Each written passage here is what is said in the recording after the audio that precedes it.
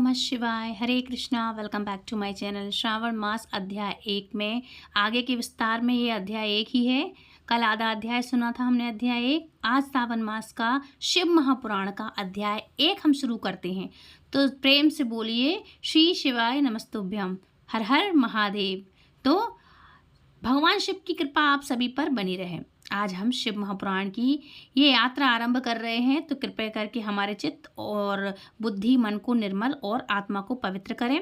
हमें आपकी कथा का श्रवण करने का सौभाग्य मिला है, यह सार्थक भी हमें आपकी कृपा से ही मिला है।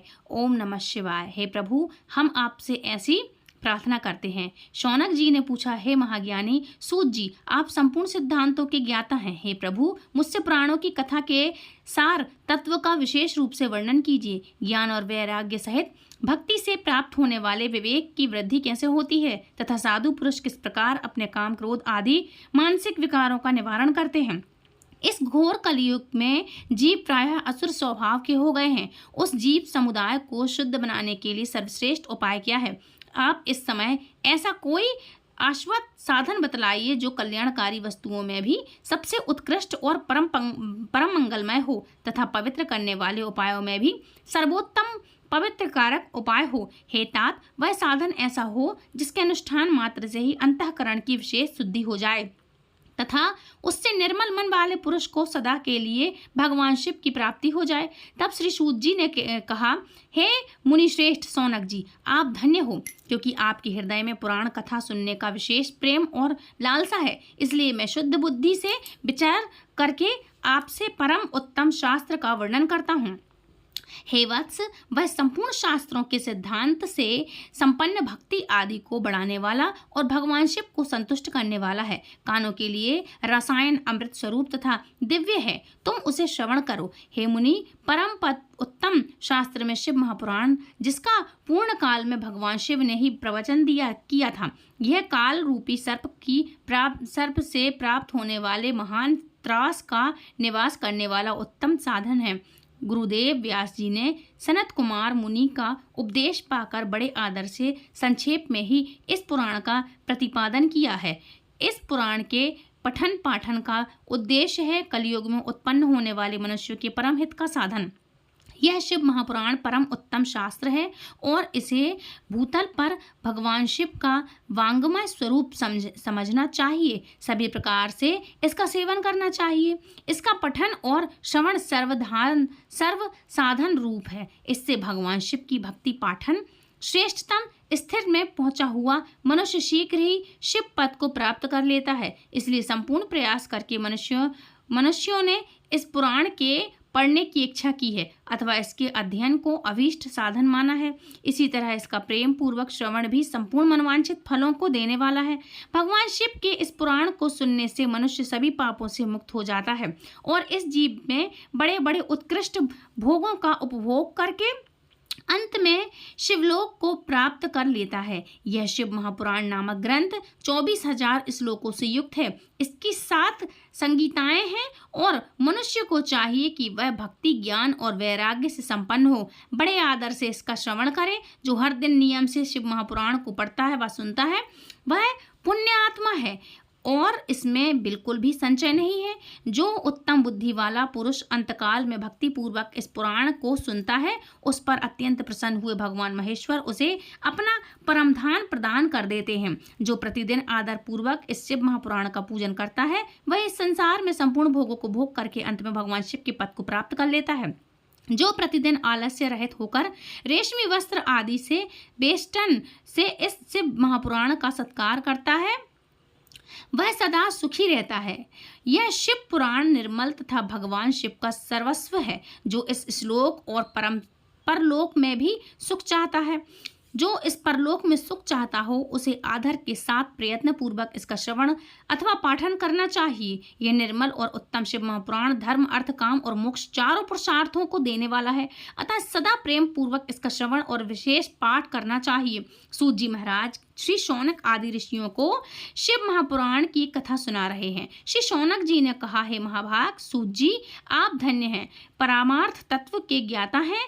आपने कृपा करके हम लोगों को यही बड़ी अद्भुत और दिव्य कथा सुनाई है। भूतल पर इस कथा के समान कल्याण का सर्वश्रेष्ठ साधन दूसरा और कोई नहीं है। यह बात हमने आज आपकी कृपा से निश्चय पूर्वक समझ ली है। सूत जी, कलयुग में इस कथा के द्वारा कौन कौन से पापी शुद्ध होते हैं, उन्हें कृपा पूर्वक बतलाइए और इस जगत को कृतार्थ कीजिए। तब श्री सूत जी कहने लगे, हे मुनि, जो मनुष्य पापी, दुराचारी, खल तथा काम, क्रोध आदि से निरंतर डूबे रहते हैं, वे सभी इस पुराण के श्रवण पठन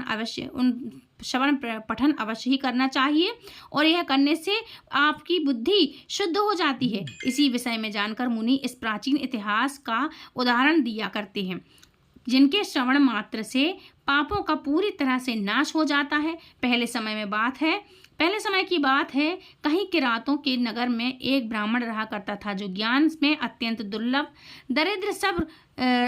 दरिद्र, रस बेचने वाला तथा वैदिक धर्म से विमुख था। वह स्नान, संध्या आदि कर्मों से भ्रष्ट हो गया था और वैश्यवृत्ति में तत्पर रहा करता था। उसका नाम था देवराज। वह अपने ऊपर विश्वास करने वाले लोगों को ठगा करता था।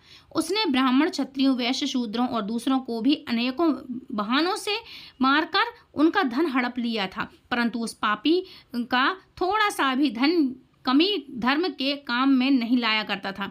वह वैश्यागामी तथा सभी प्रकार से आचार और पदभ्रष्ट था। एक दिन की बात है, वह घूमता घूमता देवयोग से प्रतिष्ठान पूर्वक अर्थात झूठी प्रयाग में जा पहुंचा। वहां उसने शिवालय देखा, जहां बहुत से साधु महात्मा एकत्रित हुए थे। देवराज उसी शिवालय में ठहर गया, किंतु वहां पर जाकर उस ब्राह्मण को ज्वर हो गया। उस ज्वर से अर्थात बुखार से उसको बहुत पीड़ा होने लगी। वहां एक ब्राह्मण देवता शिव पुराण की कथा सुना रहे थे। ज्वर में बड़ा हुआ देवराज ब्राह्मण के मुखारविंद से निकली हुई उस शिव कथा को निरंतर सुनता रहा। 1 मास के बाद वह ज्वर से अत्यंत पीड़ित होकर चल बसा। अब यमराज के दूत आए और उसे पाश में बांधकर बलपूर्वक यमपुरी में ले जाने लगे। इतने में ही शिवलोक से भगवान शिव के पार्षदगण वहां आ गए। उनके गौर अंग कर्पूर्ण के समान उज्ज्वल थे, हाथ त्रिशूल से सुशोभित थे। उनके संपूर्ण अंग में भस्म से उद्यासित हो रहे थे और रुद्राक्ष की मालाएं उनके शरीर की शोभा बढ़ा रही थी। वे सब के सब क्रोध पूर्वक यमपुरी में गए और यमराज के दूतों को मार पीट कर बारंबार धमका कर उन्होंने देवराज को उनके चंगुल से छुड़ा लिया और फिर अत्यंत अद्भुत विमान पर बिठाकर जब वे शिवदूत कैलाश पर्वत पर जाने के लिए तैयार हुए, उस समय यमपुरी में बड़ा ही भारी कोलाहल मच गया। उस कोलाहल को सुनकर धर्मराज अपने भवन में से बाहर आए और साक्षात दूसरे रुद्रों के समान प्रतीत होने वाले उन चारों दूतों को देखकर धर्मज्ञ धर्मराज ने उनका विधि पूर्वक पूजन किया और ज्ञान दृष्टि से देखकर सारा वृतांत जान लिया। उन्होंने भय के कारण भगवान शिव के उन महात्मा दूतों से कोई बात नहीं पूछी, उल्टे उन सब की पूजा और प्रार्थना की। तत्पश्चात वे शिवदूत कैलाश को चले गए। वहां पहुंचकर उन्होंने उस ब्राह्मण को दयासागर सांभ शिव के हाथों में दे दिया। शौनक जी कहने लगे, महाभाग सूत जी, आप सर्वज्ञ हैं। हे महामते, आपकी कृपा प्रसाद से मैं बारंबार कृतार्थ हुआ हूँ। इस इतिहास को सुनकर मेरा मन अत्यंत आनंद में निमग्न हो रहा है। अतः अब भगवान शिव में प्रेम बढ़ाने वाली शिव संबंधी दूसरी कथा को भी आप कहिए। तब श्री सूत जी महाराज बोले, शौनक जी सुनो, मैं तुम्हारे सामने गोपनीय कथा वस्तु का भी वर्णन करूंगा, क्योंकि तुम शिव भक्त हो, अग्रमय तथा वेद विधाओं में श्रेष्ठ हो, इसलिए ध्यान पूर्वक सुनो। समुद्र के निकटवर्तीय प्रदेश में एक बाष्कल नामक ग्राम है, जहाँ वैदिक धर्म से विमुख महापापी द्विज निवास करते हैं। वे सब के सब खड़े दुष्ट हैं। उनका मन दूषित विषय भोगों में ही लगा रहता है। ना तो देवताओं पर विश्वास करते हैं वो भाग्य पर, ना ही भाग्य पर। वे सभी कुटिल वृद्धि वाले हैं, किसानी करते हैं, भांति भांति के घातक अस्त्र शस्त्र रखते हैं। वे व्यभिचारी और खल हैं। ज्ञान, वैराग्य तथा सधर्म का सेवन ही मनुष्य के लिए परम पुरुषार्थ होता है, इस बात को वे बिल्कुल भी नहीं जानते। वे सभी पशु बुद्धि वाले हैं और जहाँ के ध्वज ऐसे हों वहाँ के अन्य वर्णों के विषय में कहाँ ही किया जा सकता है। अन्य वर्णों के लोग भी उन्हीं की भांति कुत्सित विचार रखने वाले, अधर्म रखने वाले, स्वधर्म विमुख और खल हैं। द्विज अर्थात ब्राह्मण होता है, वे सभी कुकर्मों में लगे रहते हैं और नित्य विषय भोगों में ही डूबे रहते हैं। वहाँ की सभी स्त्रियां भी कुटिल स्वभाव की, स्वेच्छाचारिणी, पाप सक्त, कुसिक्त विचार वाली और व्यभिचारिणी हैं। वे सदा व्यवहार और सदाचार से सर्वथा शून्य हैं। इस प्रकार वहाँ दुष्टों का ही निवास है। उस बाशकल नामक गांव में किसी समय एक बिंदुक नामधारी ब्राह्मण रहा करता था।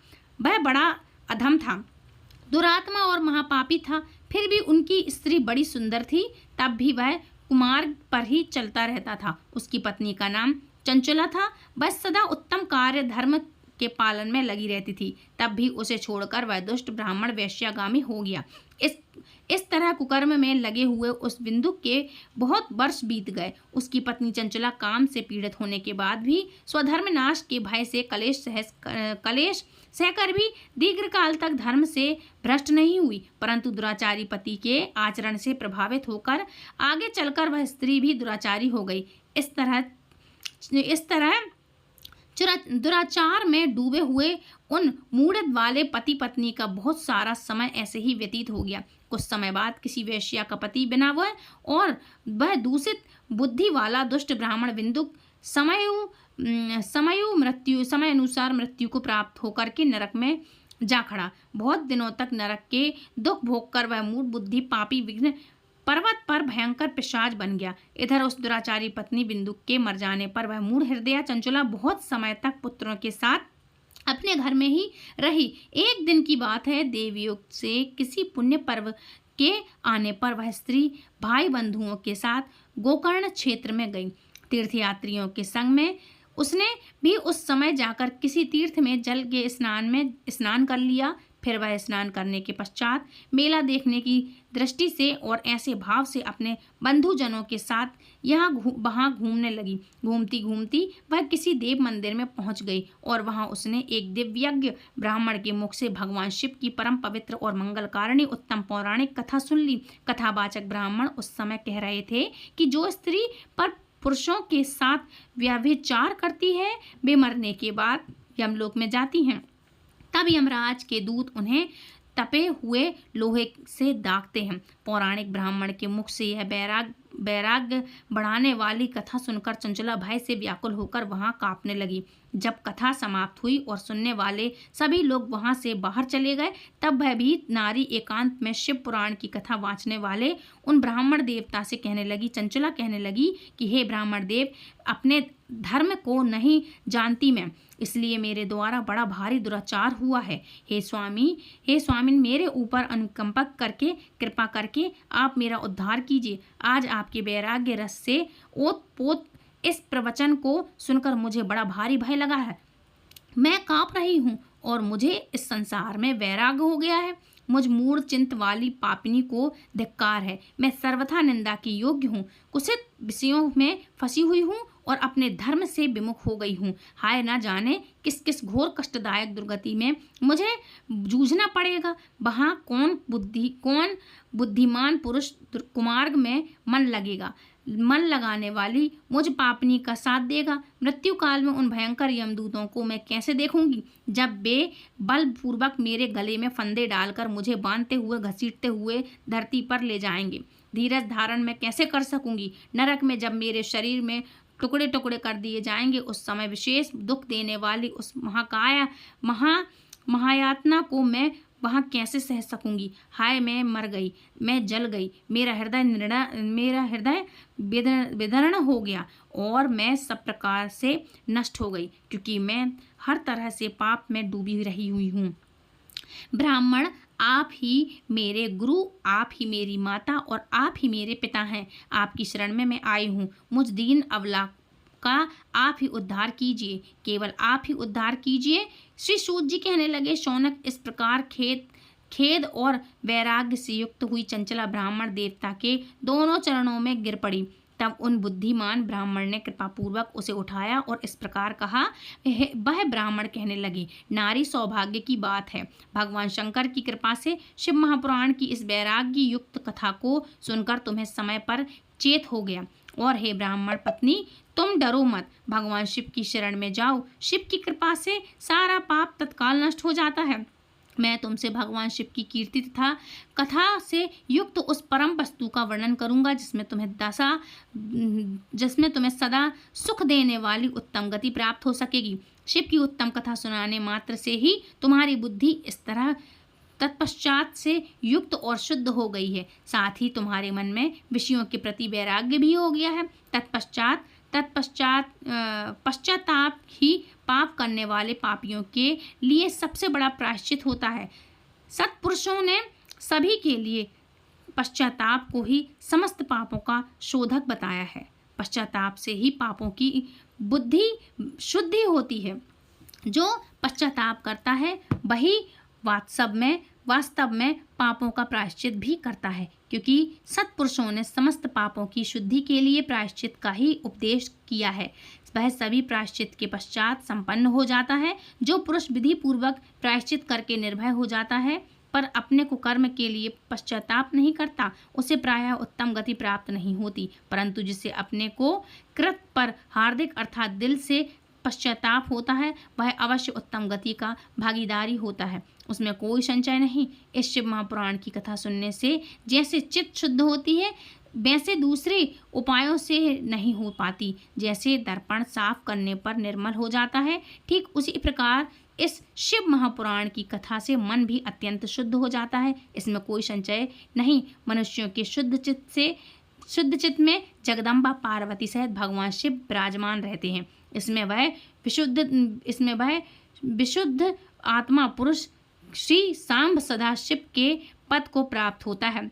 इस उत्तम कथा का श्रवण समस्त मनुष्यों के लिए कल्याण का बीज है, अतः यह शोचित मार्ग से इसकी आराधना अथवा सेवा करनी चाहिए। यह भवबंधन रूपी रोगों को नाश करने वाली है। भगवान शिव की कथा को सुनकर फिर अपने हृदय में उसका मनन और निध्यासन करना चाहिए। इससे मन पूर्णतः शुद्ध हो जाता है। मन की शुद्धि होने से महेश्वर भी भक्ति अपने दोनों पुत्रों अर्थात ज्ञान और वैराग्य के साथ निश्चय ही प्रकट होती हैं। तत्पश्चात महेश्वर के अनुग्रह से दिव्य मुक्ति प्राप्त होती है। इनमें कोई संशय नहीं। जो मुक्ति से वंचित है उसे पशु समझना चाहिए, क्योंकि उनका मन माया के बंधन में आसान है।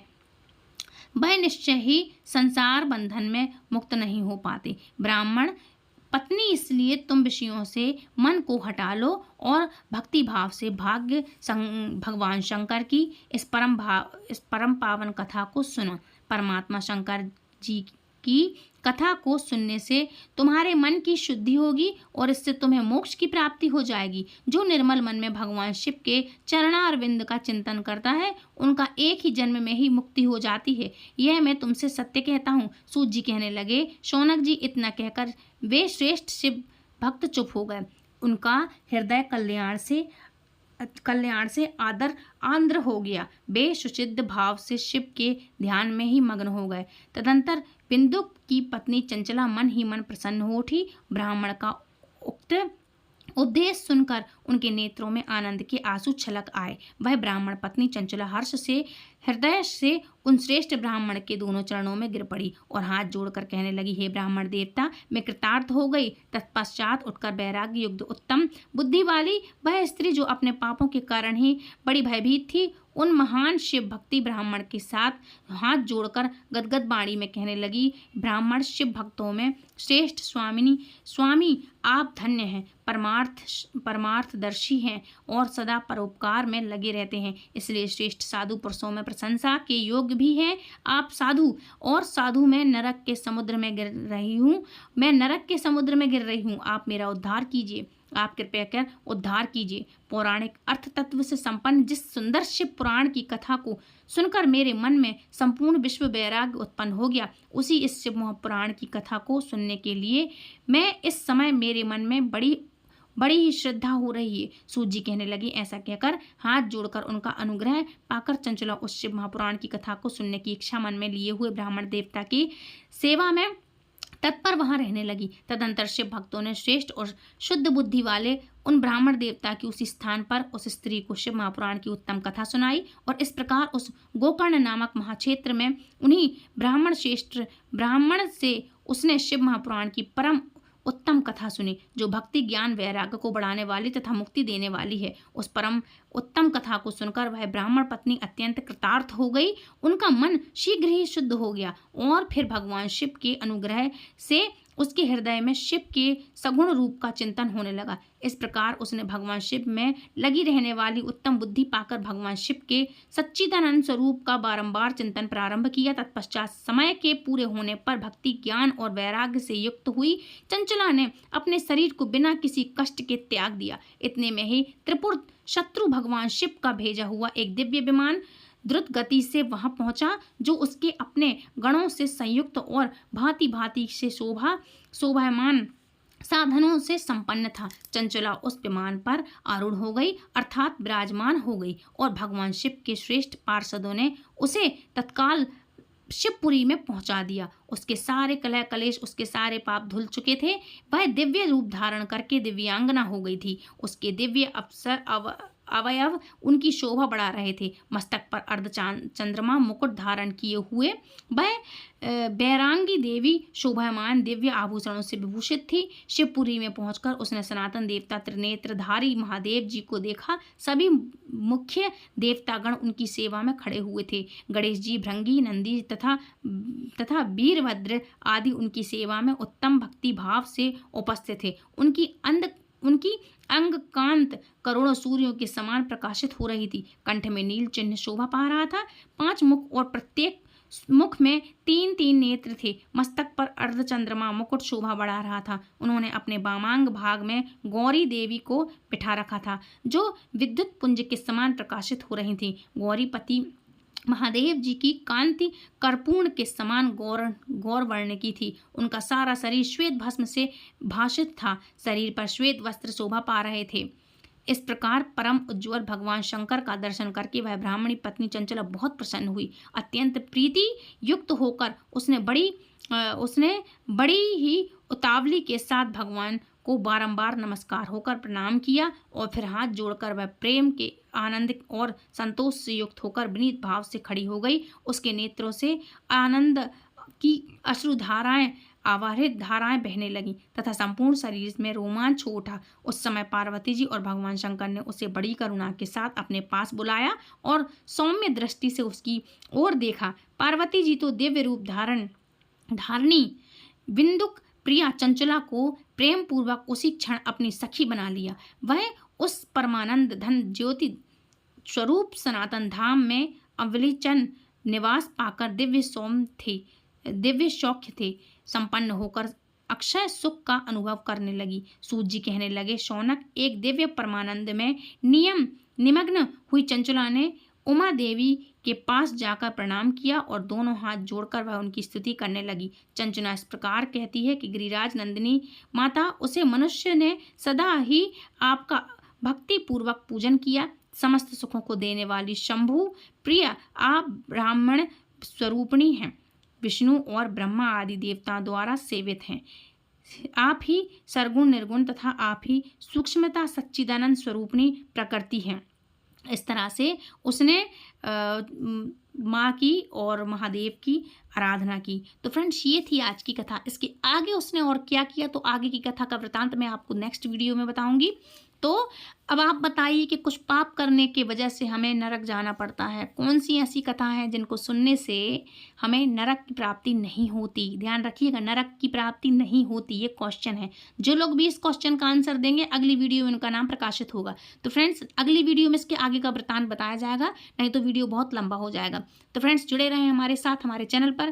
Please subscribe, share, like and comment. Radhe Radhe, Hare Krishna, Bam Bam Bholenath की, हर हर महादेव, हरे कृष्णा, हरि बोल।